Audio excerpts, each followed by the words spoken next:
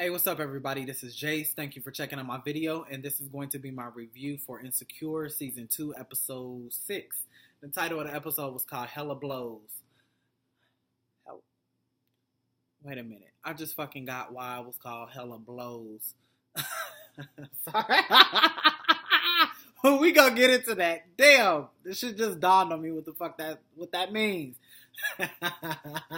Sorry, y'all. But let's just jump right into the shit. Episode opens up. Issa's running fucking late for work, it seems, because she has to get her ass down to the bus stop because remember she fucked her car up in the last episode from looking at dick pics while driving. So yeah, she had to get on down to the bus and take the bus to work. So Molly, I guess, picks her up or whatever, and they're at the auto body shop. Let me go back a little bit. Molly's at work. She receives a phone call from Dro. And remember, they just fucked at the ending of the last episode. She receives a phone call from Dro, and like he's carrying on a normal conversation with her as if nothing had happened. And she's actually in Chicago at this point. So she's supposed to be coming back to LA, I think the next day or something like that. So her and Dro was supposed to hang out once she got back to LA to watch the game. So he's just talking to her about the game and shit, and she's sitting there awkward as shit, and I could tell she's very uncomfortable, and and then she says something like, well, yo, am I the only one that feels awkward about, what the fuck happened? He's like, yo, it was what it was, like, we're still friends, like, you don't have to feel any kind of way about it, like, we're always gonna fucking be friends, and, I mean, it was a little strange, but it is what it is. We fucked. So he's like, yo, are we still on for tomorrow night? And she's like, yeah, I'll see you. But at the same time, her mom is calling her. And, she's still kind of upset with her mom and dad about whatever happened 30 fucking years ago. Probably before she was even born. So I didn't get that part. So, yeah, her mom's calling, but she doesn't even answer the phone. Like, just kind of, she uses that as a way to get off the phone with Dro in this uncomfortable conversation. It's like, yo, my mom's calling me. I need to talk to her. I'll see you tomorrow. But she never even clicks over for her mom, which I didn't get that because we've all been mad at our moms, hell. But there's never been a time where my mom is called and I just deliberately did not answer the phone. So, yeah. I guess we're going to finally figure, see where that whole thing goes eventually. So, now fast forward a little bit. She goes to pick Issa up, and she takes Issa to the auto body shop so Issa can get her estimate to get her goddamn bumper fixed. But so while they're sitting there, Molly is, just kind of expressing, like, how she's feeling with the whole Dro situation, and how she feels like she kind of fucked up the friendship and how that's been the longest relationship friendship that she's had with a male. Because, they've been friends since they were kids because they lived across the street from each other. So by having sex with him, like, she definitely feel like that's going to change the dynamic of their friendship, which is fucking true. Like I said that at the last review, like, you can't fuck your best friend, best male friend at that point, and just expect everything to be normal, especially when this motherfucker's married. You know what I mean? But Issa was like, well, bitch, like, you fucked your best friend. What the fuck you expect to happen? Like, it's going to be an awkward fucking situation, you know what I mean? So Molly comes to the conclusion that she's just going to tell Dro that night when they meet up to watch the game that she just wants to move forward and just as homies, like, she just wants to continue the friendship that they've had all of these years. See how far that's gonna go. Anyway, Issa goes on her whole thing about how she feels like how her niggas ain't acting right, and she's trying to keep her whole rotation thing going on. You know what I mean? So, yeah, moving on. Let's move on. Issa, as she's getting off the bus, I think one night or something from work or wherever the fuck she was coming from, she texts Daniel and, she was trying to meet up with him or whatever. And you know on iPhones where you could see that whoever you're texting is the little box with the ... in it. You could tell when the person is actually typing. That's what happened, and he actually didn't finish the text, so basically he didn't respond. So she gets into her apartment, and she receives an email about this sex explosion event that Tiffany was inviting all the girls to. And she's like, damn, I could use a sex explosion right now. So she looks out the window and looks across the courtyard to little what's that dude's name? The dude from Eddie, little Eddie with the funny shaped ass head. She looks across the courtyard, look at his apartment, and she's like, oh fuck, like maybe I can roll over there and get my sex explosion tonight. So this bitch takes her ass in the bathroom. That's her spot where she pumps her head up. She's in there rapping and shit. Well, not really rapping at this point. She's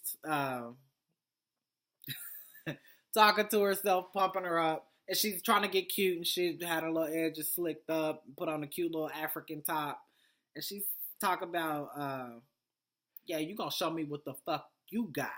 And fire, just like this pussy. Issa is a goddamn fool. So she builds the courage up to going over to Eddie's house. She knocks on Eddie's door. His funny looking ass opens, and I could tell like it was dark, and I could tell like he didn't really seem too enthused to see her ass. And he said, "Oh, like are we doing this? Like you didn't text me, or did I text you about coming over?" Like he played the fuck out of her, and she's sitting there looking stupid and being awkward as fuck as she always do in those kind of situations. But then you hear this girl in the background talking about, I forgot what she said, but you hear a girl talking in the background. So it was obvious that they were fucking or had been fucking or were about to fuck. And Eddie's like, yo, like, I met this chick in my econ class, and, she's here, like, my homegirl's here, we about to fuck. So I don't appreciate you coming to my motherfucking doorstep without calling or texting me first, and I damn sure didn't text you, so I didn't know this was that kind of situation where you can just pop up and feel like you can get my dick whenever you feel like it. So that just blew Issa's fucking confidence. She was looking fucking ridiculous for doing that bullshit. She actually was ridiculous for doing that bullshit. And he basically closed the door in her face, and she goes back to the motherfucking house and starts talking shit. Talk about, you a sloppy ass nigga. You a slappy young ass nigga. How you fuck you gonna play me like that? And like, so she's all in her feelings and pissed off about that shit. But Issa, what the fuck you expect? You can't just pop up at somebody's house, especially somebody you just fucking. You can never do that. Listen, people, you can never just pop up at somebody's house who you are just fucking, because you're gonna get your goddamn feelings hurt. But anyway, what's next? Nico. Oh, so she calls Nico over, and she just wants to fuck Nico at this point. Nico is a fine ass man, and you could tell that he's really into her. Nico is the Hispanic guy who she went out for cocktails with in the last episode. So he comes over to her apartment and shit, and she got on like this pink bra with like some kind of little sweater thing over it, but her tits are kind of sitting up. And she has on this little ass white denim skirt, short as fuck, and she's trying to use this as a way to seduce him. So she's asking like, yo, my other skirt, they're supposed to be going out to dinner. She's like, yo, my other skirt's in the dryer, it's not going to be ready yet, so how does this skirt look? And he's like, oh yeah, I like it. And she's like, oh well, yeah, do you think it's a little bit too short? And like trying to toot her ass up and shit.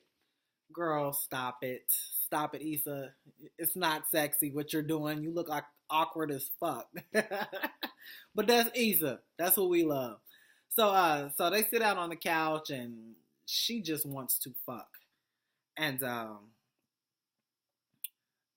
she starts taking off her first she pours him a glass of wine, and she starts asking him, about different taste elements of the wine and shit like that, and he starts answering it, and she cuts him off and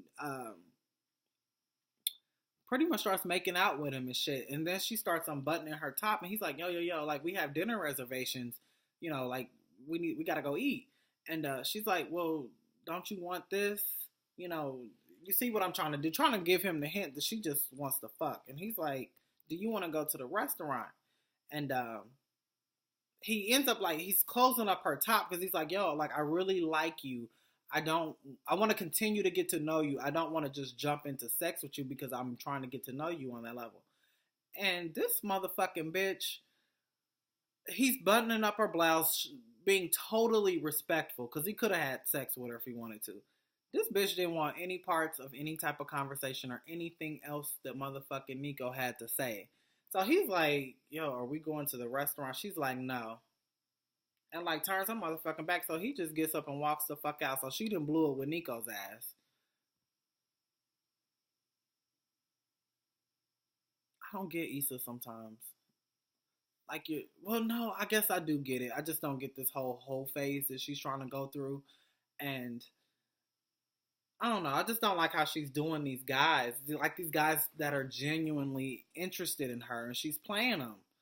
But it's not gonna work out too hot for her. So we're gonna see how this shit play out. But Nico's gone, I guess. So sad because I was really living for Nico. Anyway, let's move on to back to Molly and Dro. So they meet up. They watch the basketball game at a bar, and she sits down, and he could tell that she has something to say. So she finally blurts out like, "Yo, like I just kind of want to be friends. Like I didn't really want this to go to that level, and I just want to go back how it used to be." And he's like, basically telling her the same thing he told her on the phone, like, "Yo, like we're cool, like we're friends, and nothing's going to change. You're always going to be my homegirl, at the end of the day." Next thing we know, they back in the room, like, fucking. Like, actually, I'm not going to say fucking. Because, and even the last episode, they weren't fucking. It's like they're making love. Like, it's slow and it's passionate. And they're so into each other, like, physically and emotionally, that it's like they're making love. And that's why I think this whole situation is going to end up getting fucked up, because there's definitely feelings involved. It's not they're just fucking. You know what I mean? There's some random person that you just having sex with.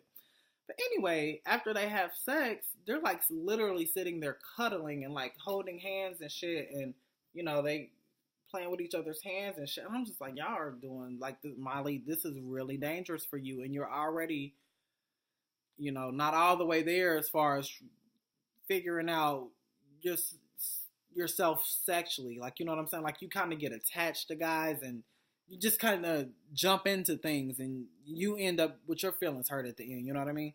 So, so that was, actually, Dro had mentioned that they had sex 3 times that night.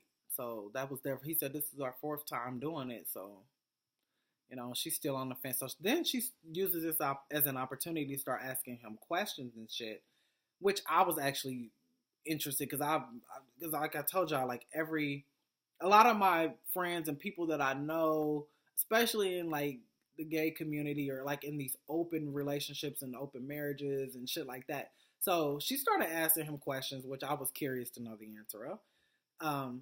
He basically told her, well, she wanted to know, were there other Mollies that he was fucking around with? And he was like, no, not at this time, but he has fucked around with other people outside of the marriage or whatever.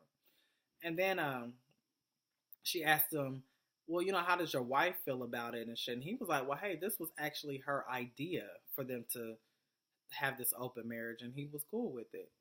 So she was kind of like, well, shit, if she's cool with it and you cool with it, then I guess it is what it is. So they end up, it's like it's starting to turn into, they end up meeting up another time and like having, actually, I don't think they had sex in that scene, but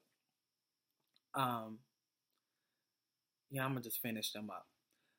So they end up getting a hotel room, and Molly's sitting in the tub, and he's like playing with her and stuff, and under the water and shit while she's sitting in the tub. But his phone rings, and it's of course his wife Candace.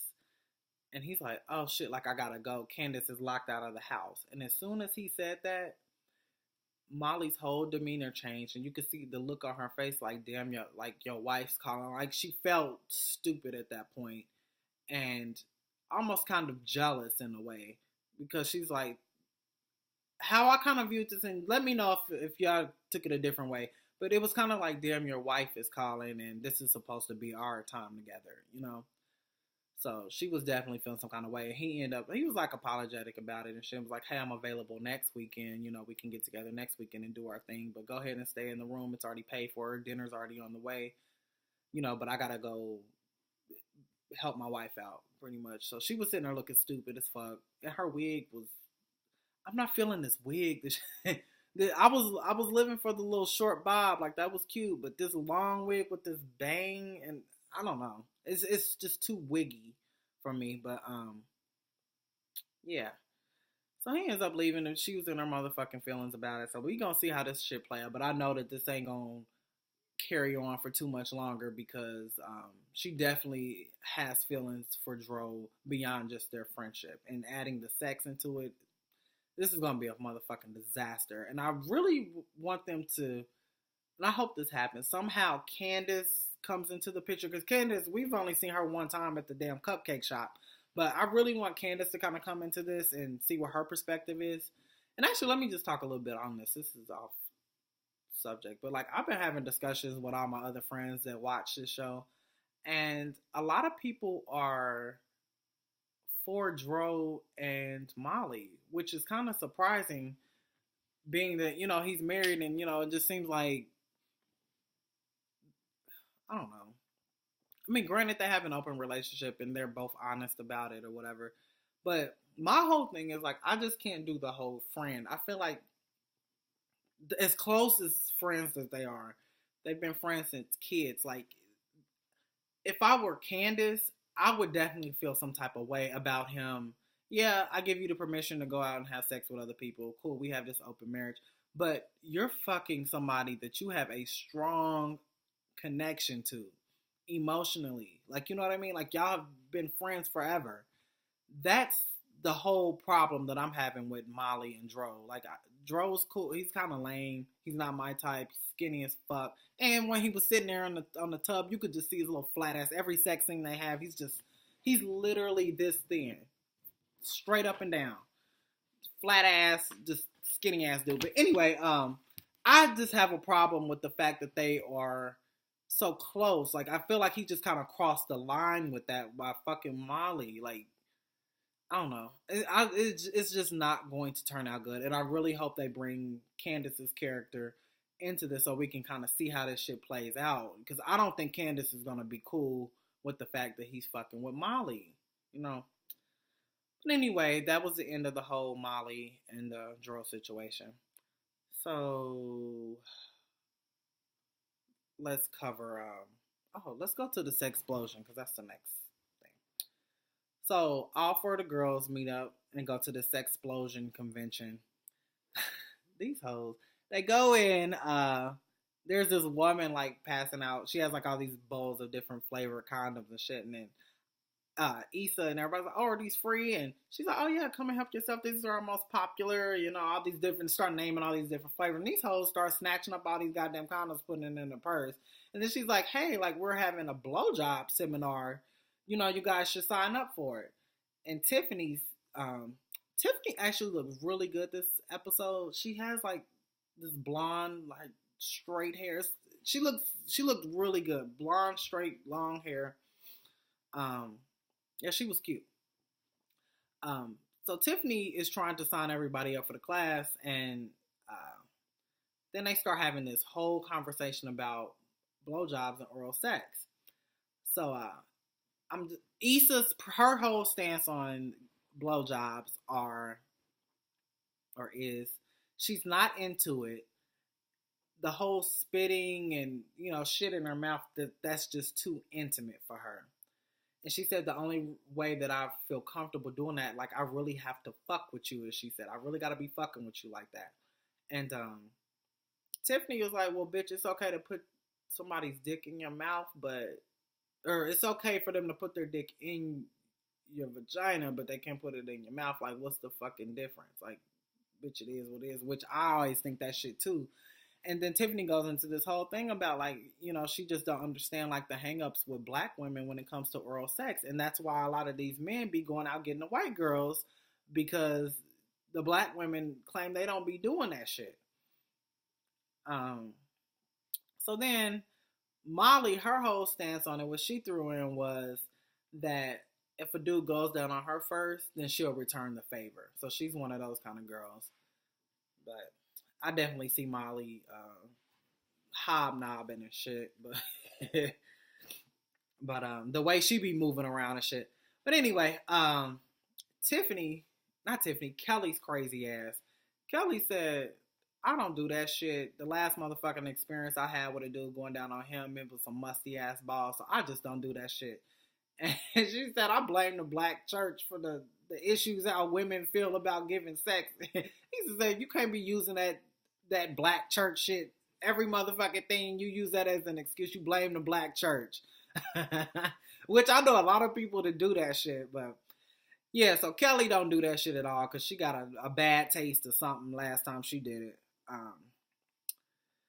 So pretty much Tiffany throws out there that she does it faithfully, and that's how she got Derek to stick around, and she kept throwing up her ring finger and shit. She said that's the best way to control a man is through a blowjob, by controlling his dick. And as she said that, I saw Issa's, like a light bulb kind of went off in Issa's head and shit, like, oh fuck, like, yeah, you might be on to something here. And I already saw it, like the wheels turning, like, okay, I'm about to have to try this. So anyway, last motherfucking scene, Issa decides to try this shit with Daniel.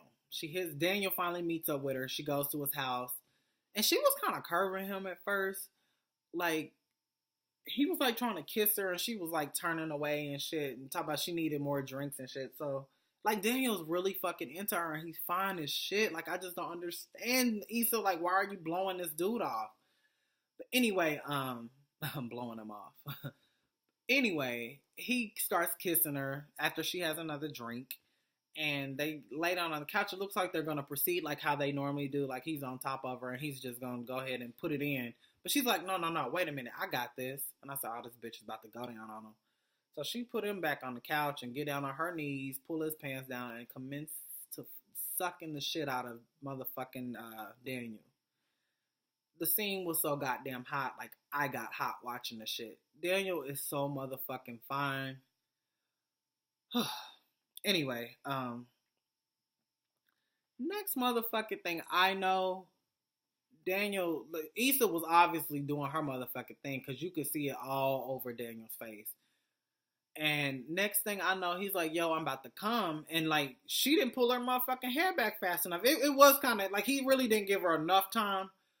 But next thing we see is him shooting all over this half of Issa's fucking face. All in the eye and shit. Like, dudes know, like, you have to give fair warning for that bullshit. But Issa, you didn't move motherfucking quick enough. Because soon as he said, I'm about to get ready to come, bitch, that's when you gotta pull back, bitch. But he got her motherfucking ass all in the face, in the eye and everything. And she popped the fuck off. Which, I get it, because I would have too. Like, he just shot her all in the face. And she's like, are you fucking serious? And like, she's wiping her face. And I can't even believe they showed this. It was literally like, cum on her face. That you could fucking see. I was like, wow, HBO, y'all are trying it. But yeah, she's wiping the shit off her face and cussing this motherfucking ass out. And he's like, yo, like, she's like, I didn't ask for this. And he was like, well, I didn't ask you to go down on me. Like, and she just fucking put her shit on the left. But that bitch was mad. So she called a motherfucking Uber. She's standing out waiting on the Uber, got a motherfucking paper towel over her eye and shit. She gets in the Uber pool. It's like 3 other motherfuckers in the car. And she takes her motherfucking ass home. But I was like, wow. Looks like Tiffany's little plan backfired on your ass. Because you just got shot all in the face. But Issa, bitch, your skills look like they were on, though. I can't even front, bitch, or hate. But, yeah, make that shit right, Daniel. Like, you can't be shooting in bitches' faces like that. That was some bullshit. Gotta give more of a warning next time. But Issa, like I said, bitch, you gotta move faster. But, y'all, that was the end of the motherfucking episode. It was a good-ass episode. I was fucking cracking up the whole goddamn time. So, yeah, that was it. I will see y'all asses next week. Go ahead, like, subscribe, and comment on the video. Let me know what y'all think. And I will see y'all next Sunday, or actually next Monday after the episode. Later.